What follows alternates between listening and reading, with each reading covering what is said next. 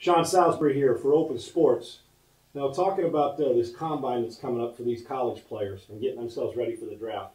I'm going to tell you how I look at it. I guess I'm a little, I don't know if it's old school with some new school change in me, but I'm actually so over the fact that you draft on potential and speed. And I know that's part of the process.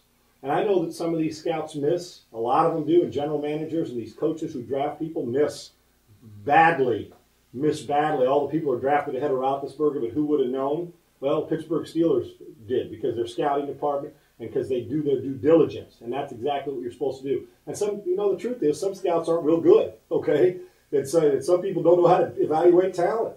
But I think a lot of those guys do what a lot of people at home do. Pick up the newspaper, look through it, and this guy says, oh, these are the 12 best players in the country at their position, and then that's where they start. You got to do your own homework, man. And I think most of the good ones do, but some don't. They don't do enough homework. You got to study, and you got to get out there, and you got to watch. And you got to, in my opinion, if I'm a head coach in this league, or if I'm a general manager, I tell my scouting staff, my coaching staff, stop looking for the guy who's just an athlete.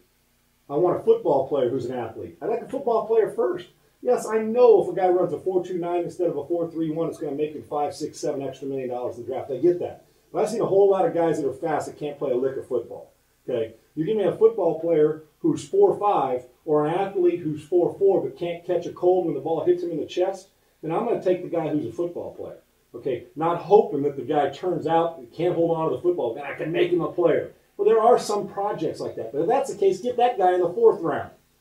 Get the good football player up higher where you're paying and you're getting return on your investment. So this combine, which I've been through, I know what it's like, and I know you got to measure certain things. Guys, you want to see if a wide receiver's got big hands. Doesn't necessarily mean they're great hands. Got to see if a guy's got a great wingspan. Doesn't necessarily mean he knows how to keep linemen off his body. Got to see if a guy's got a strong arm. Yeah, but does it land in the middle of the lake every time he throws it? There's so many different things to look for polish. Now, if you're fortunate enough to find a great football player who can run, who's athletic, who's smart, who's got great football IQ, and is a great young, there you got your first pick of the draft. You got your 5th pick of the draft. So that's what you're looking for. I think size and speed is overrated at a lot of positions. Do I want a 4.3 receiver? Yeah, I do. I actually do. But you know what? Very few guys are going to run a legitimate 4.3. I want a guy who looks like he's just as fast or can run almost as fast in pads as he does in shorts. We don't play the game in shorts.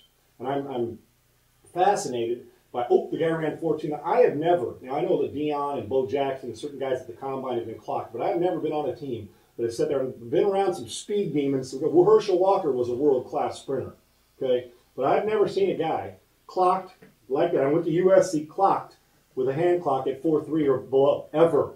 So a lot of this, and I always love it when they say, oh, I run 4.4, but man, my hammies bother me. So it's always 4.47. I rarely see that guy who lives up to what he says he can run. And then if he can run, but he can't, and then the standing broad jump. Now where does that play in a football game? Guy runs 80 yards, is at the 4-yard line, decides to stop, put 2 feet together, swing his arms, and standing broad jump 11 feet into the end zone. Stop it, okay? A vertical leap for a defensive back, great. But I want a defensive back who can catch, okay, and who can run and who's physical. And then if he can finish the play and catch, and he's got a vertical leap, fine. I'm looking for football players. If I find a football player and an athlete, then I got the best of all worlds. I'll take a football player that will kick your athlete's ass 9 times out of 10. 9 times out of 10, if your athlete can do nothing but run and miss out on plays and forget plays. And I'm looking for great football IQ because a great talented receiver or running back that doesn't know who to block or how to run a route, he's no good for my football team. He'll be a waste. And I'm also looking for some toughness and heart, which at the combine you can't measure. Watch film, watch tape, and that's where you're going to find your good football players. It's no mystery why the great players show up making 18 tackles in a game. No mystery.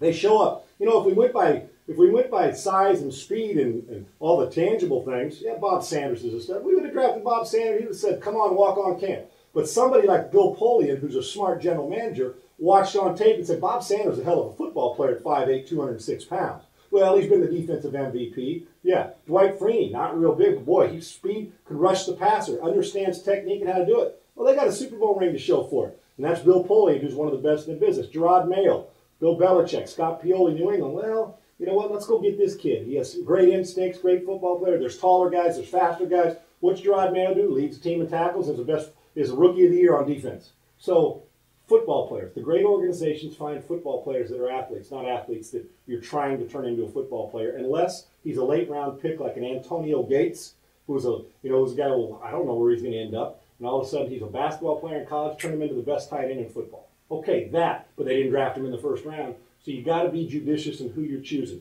I think the combine tangible stuff is overrated. Find me a football player and some intangible stuff that he does that the other guy won't do, that you don't read about in the paper. That's the type of guy I want on my football team. Give me both, and I got myself a Super Bowl championship caliber football team. I'm Sean Salisbury for Open Sports. Hope you enjoy your weekend. Did you know you could win an autographed jersey from John Elway? Sign up for the Drive Off-Season Challenge today and get an automatic entry, then play every day for daily prizes at opensports.com.